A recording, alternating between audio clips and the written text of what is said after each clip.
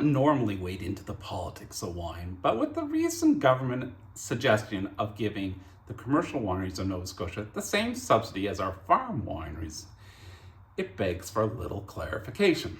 So the story really starts back in 2018, when the Australian government challenged the way we do business here in Nova Scotia with respect to supporting our local wineries.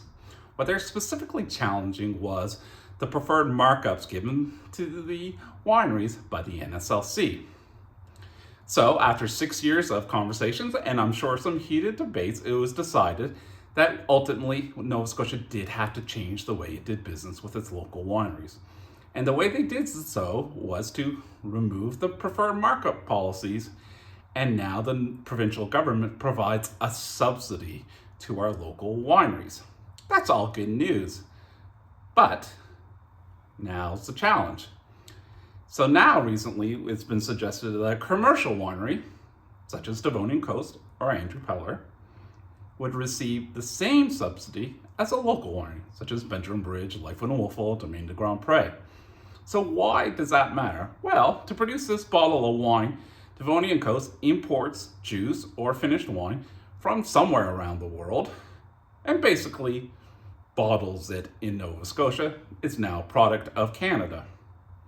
Whereas a company like Benjamin Bridge employs people to manage their vineyards or buys grapes from local grape growers, hires people to manage the winery, ferment it, package it, and not to mention adds things like tasting rooms, visitor experiences, restaurants, all sorts of things that add to a tourism experience and contribute to the much higher contribution to our economy this bottle of wine provides than this.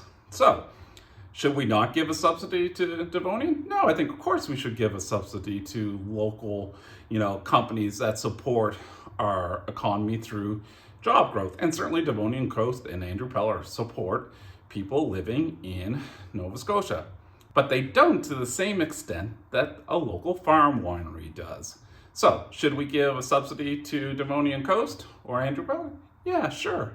Not like we do to Benjamin Bridge and all the other local wineries in Nova Scotia. So ultimately, let's ask our government to provide a subsidy to support our local wineries and all local wineries. But this one should get more than that one. And that's my 2 cents.